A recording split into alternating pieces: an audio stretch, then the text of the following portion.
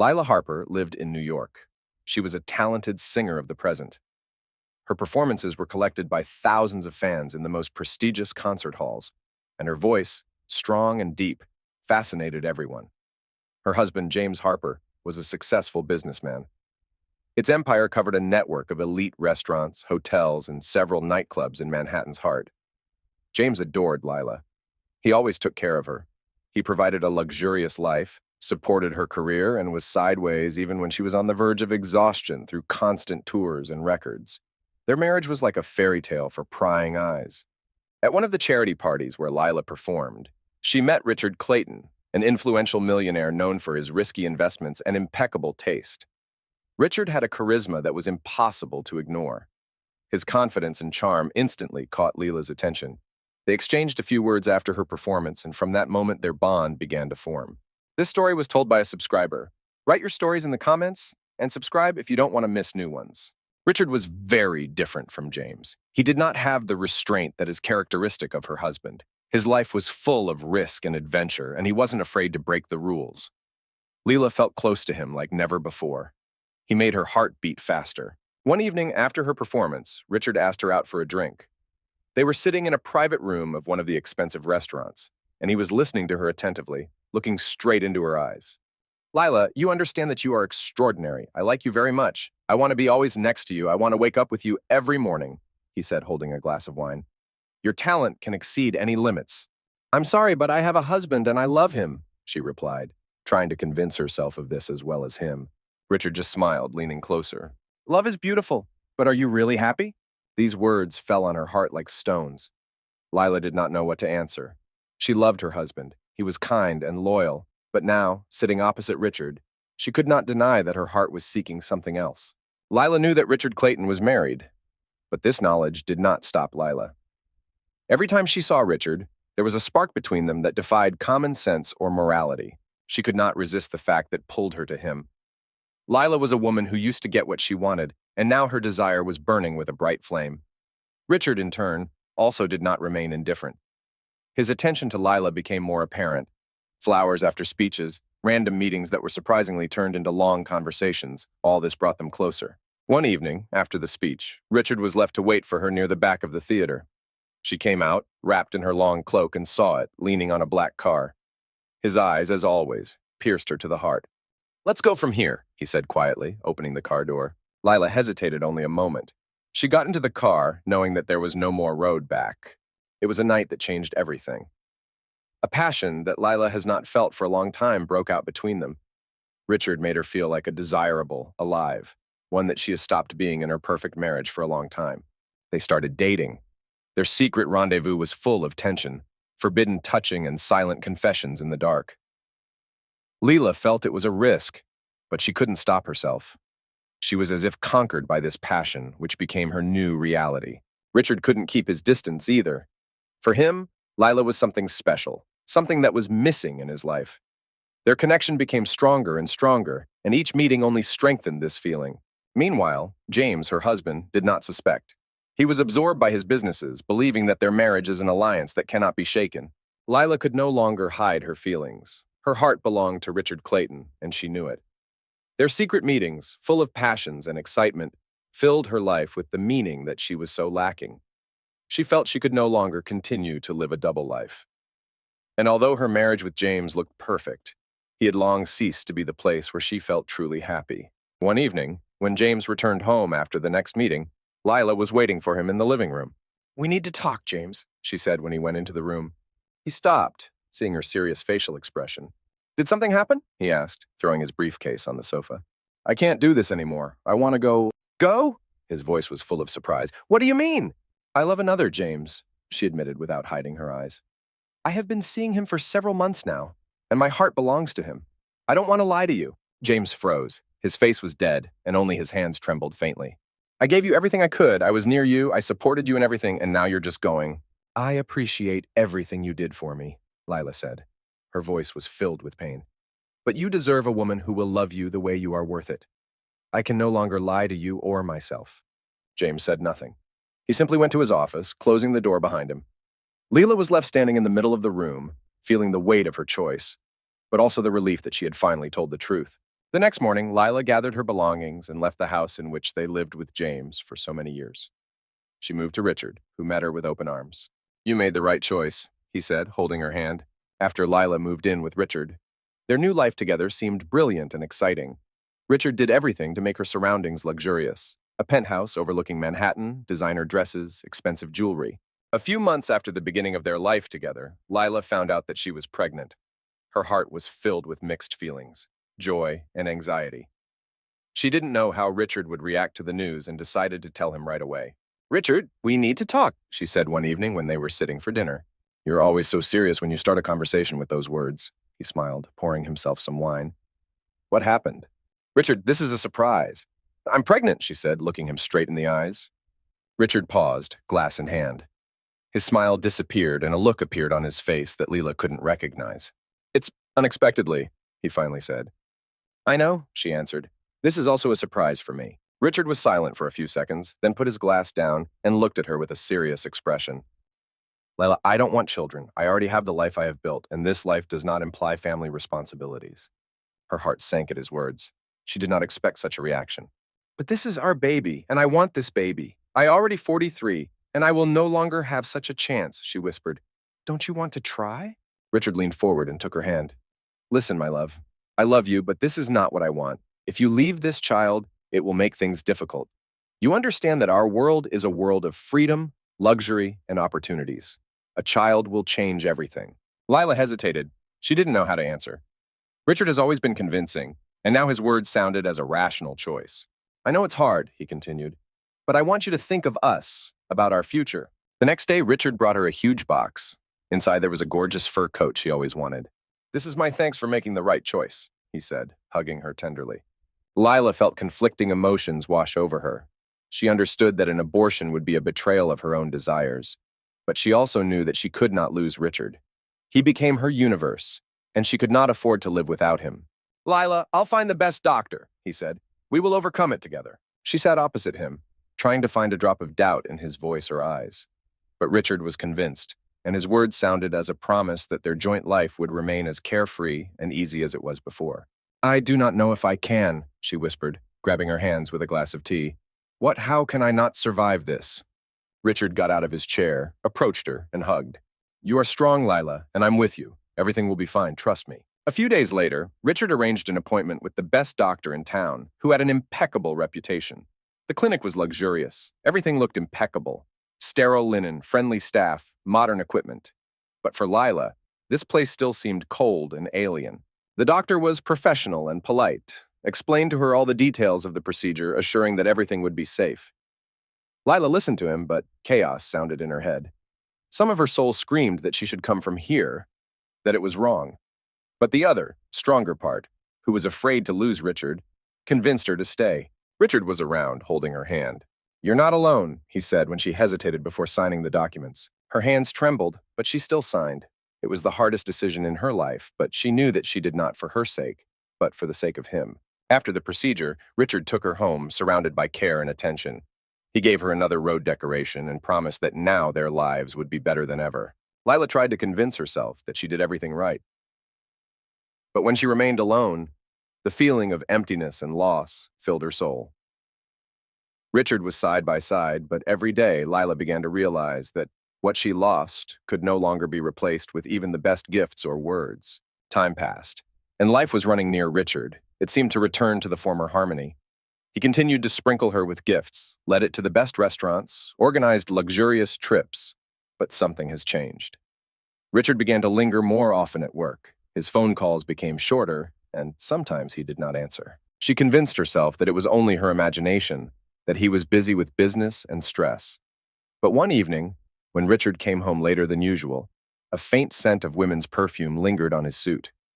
Leela felt her heart sink in her chest.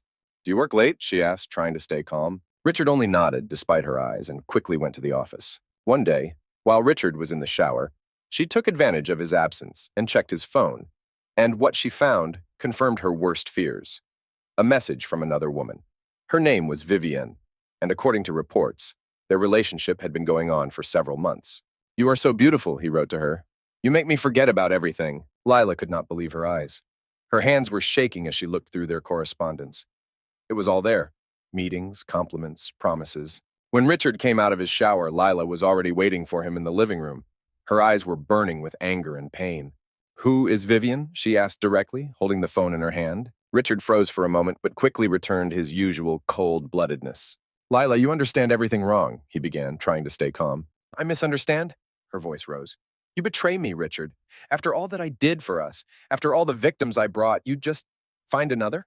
"It's not what you think," he tried to justify. "I love you, but—" "But what?" she interrupted him.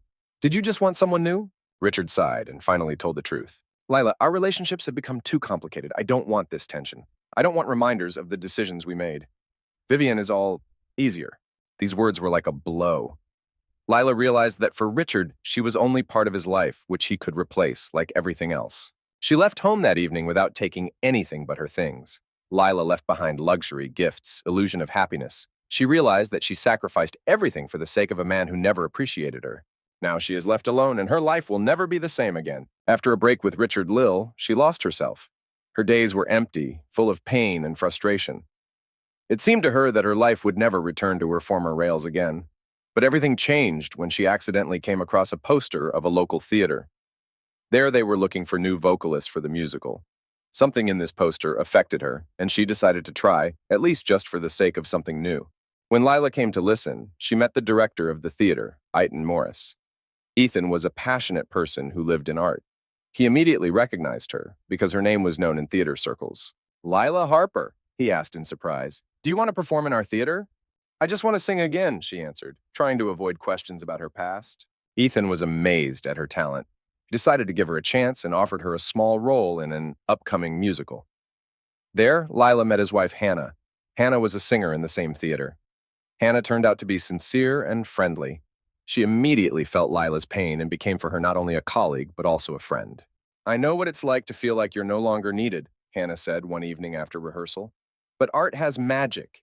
It heals the soul. And that's what you're here for, it seems." Leela was gradually engaged in work. Her days became filled with rehearsals, studying texts, work on voice. Ethan and Hannah created an atmosphere for her where she could open again, but without pressure and expectations. "We all have the right to a second chance," Ethan often said. "And you will find your place if you do not give up." Thanks to their support, Leela began to restore faith in herself. She worked more than ever because she wanted to prove that her talent could still shine. At first, these were small roles, but her voice and skill began to attract attention again. Hannah became a real friend for her. They drank coffee together before rehearsals, discussed music, and shared their dreams. "There's something special about you," Hannah said one day. And you must believe it again. Leela focused on her work, using every rehearsal as an opportunity to express herself. Her voice became strong again, and her energy began to inspire others. Gradually, she became one of the key performers of the theater, and her name began to appear on the posters again. Returning to work and finding new friends, Leela realized that life can be valuable even after betrayal and loss. She no longer looked back because she opened new horizons. And this time, she promised to herself that her path would only be her own. Work in the theater became a salvation for Leela. Ethan Morris was not only a talented director, but also a man who knew how to charm with his charm. He was caring, considerate, and understood Leela better than many before him. He saw in her not only a singer, but also a woman who had gone through pain and despair, and he helped her to feel alive again. And although Ethan was married to Hannah, their professional relationships gradually began to move into something more. They worked together late, discussed future productions, shared ideas. Leela felt a connection between them, which she could not ignore. One evening, after the next rehearsal, Leela stayed in the hall to train her number. Ethan came to check if everything was fine. "Did you stay alone?" he asked, stopping at the door. "I wanted to work a little on the song," she answered without turning around. He came closer, watching she sings. Her voice heard in the empty hall, and it was so exciting that he could not hold back. "You're incredible, Leela," said Atan when she graduated. She returned to him, and their views met. In his eyes, there was a delight that made her heart beat faster. "You helped me find myself again," she said quietly. Ethan stepped closer, and there was a moment of silence between them. Leela felt herself being drawn to him, and although she knew it was wrong, she couldn't stop herself. "Leela," he whispered, leaning to her. She didn't answer, but she didn't back down. Ethan kissed her, and that moment changed everything. She knew that this was a betrayal, not only of Hannah, who became her friend, but also of all the values that she tried to return to her life. But her feelings for Ethan were so strong that she could not resist them. They began to meet secretly. Their novel was full of passion. Leela constantly felt guilt before Hannah, who sincerely supported her in difficult times. Hannah did not suspect anything and continued to treat Leela as a close girlfriend. Ethan was also looked between two women. His feelings were real, but he also realized that Hannah's betrayal could destroy not only his marriage, but also their joint life in the theater. Rumors about Leela and Ethan's romance began to circulate in the theater, eventually reaching Hannah. At first, she didn't want to believe what people were saying. Leela was her friend, and she always considered her an honest person. But over time, little things that previously seemed insignificant began to form a coherent picture. The late rehearsals, the strained looks she and Ethan exchanged on stage, and the inexplicable excuses from him all made Hannah feel that something was wrong. In the evening, sitting at home alone, she decided to write Lily a letter. She knew she would not be able to tell her in her face, because the words would be stuck in her throat. Her feelings, pain, and betrayal she felt demanded. The letter was short, but every word penetrated like a blade. Asterisk, asterisk, Leela. How could you do that? We were friends. I opened my heart to you, entrusted you with my feelings and my life. I helped you when you were at the bottom, and I was there for you when you started to rise again.